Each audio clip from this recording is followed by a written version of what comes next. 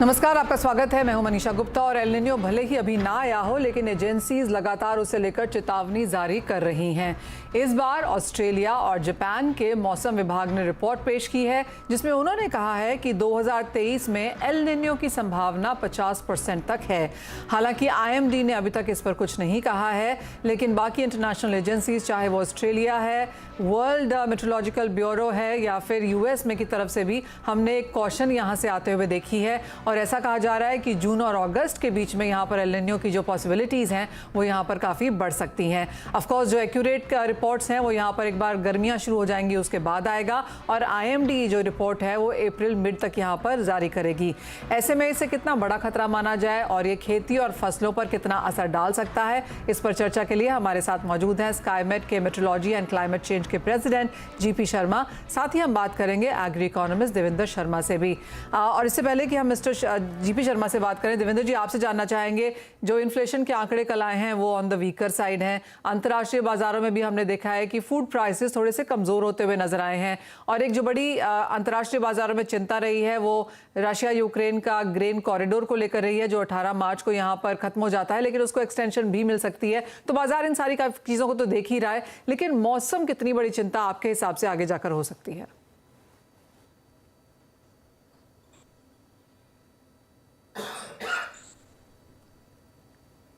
देवेंद्र शर्मा जी, आपको क्या लगता है मौसम कितनी बड़ी चिंता रह सकती है? और ऑफ कोर्स हमने वीट कमेटी तो बनते हुए देखी है, लेकिन बाकी फसलें खरीफ को लेकर जो चिंताएं हैं वो कैसे देखते हैं आप? देखिए, पिछले साल का अगर एक्सपीरियंस हमारे सामने है तो ये लाजमी है कि इस साल बहुत ही चिंता का विषय है। अगर एल निन्यो का एक जो भी उसका इंडिकेशन मिलेगा कि कितना असर वो कर पाएगा, स्पेशली जैसे आपने कहा जून से लेकर अगस्त के टाइम पर जबकि मॉनसून यहाँ पर सक्रिय होता है, अगर मॉनसून में कुछ कमी आती है तो हम ये मान सकते हैं कि हमारा जितना भी एस्टिमेट है इस साल का खाद्यान्न के पैदा करने का, वो सारा टॉपसी टर्वी या अपसेट हो जाएगा। और पिछले साल भी हमने देखा कि हीट वेव के आते हुए स्पेशली मार्च के महीने में जो 3 मिलियन टन का शॉर्टफॉल हुआ था गेहूं का, उसी से उथल पुथल हो चुका था।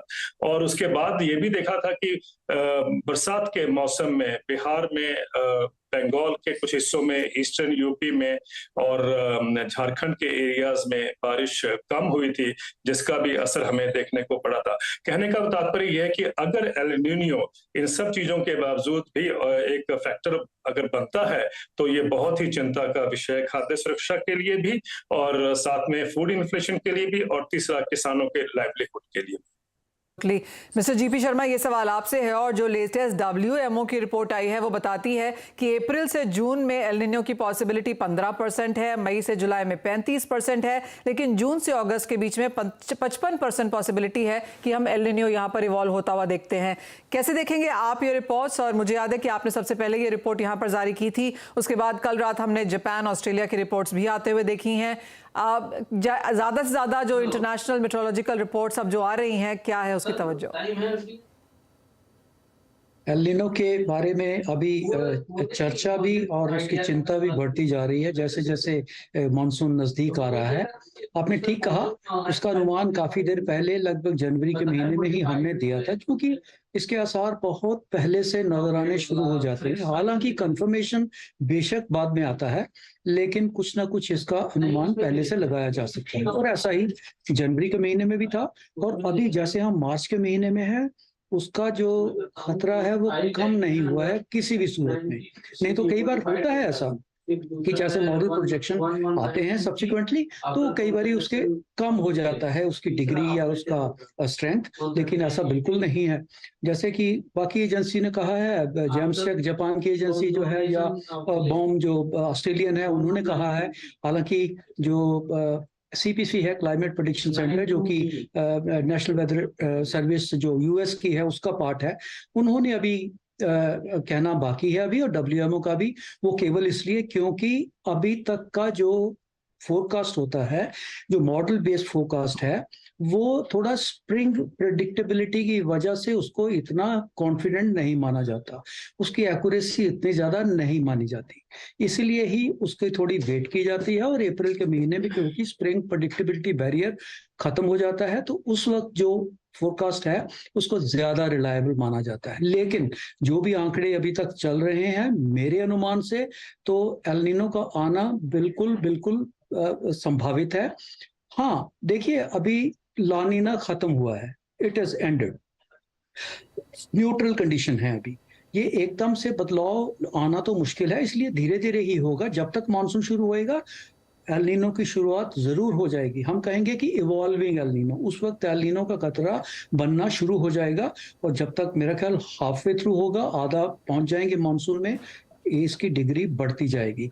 लेकिन जो इवॉल्विंग एल नीनो है, चाहे वो जून से शुरू होगा, उसका भी खतरा हमने पहले भी देख चुके हैं। 2018 में था वो इवॉल्विंग एल नीनो था, और हमने देखा हम करीब करीब ड्राउट के पास पहुंच गए थे, लगभग 10% की कमी आ गई थी हमारी बारिश में। इसी तरह ही 2009 का भी है। ये तो अभी के एग्जाम्पल हैं कि हमें इनको लाइटली तो बिल्कुल भी नहीं, और इसका खतरा बरकरार है, और एल नीनो की संभावना हो सकता है अभी आने वाले दिनों में अनुमान आएगा तो उससे बढ़ जाएगी और बढ़ जाएगी। जी मनीषा जी, जैसे आपने कहा कि चाहे वो 2009 था, 2014-15 था या 2018 था, हमने यहाँ पर काफ़ी कम बारिश होते हुए देखी।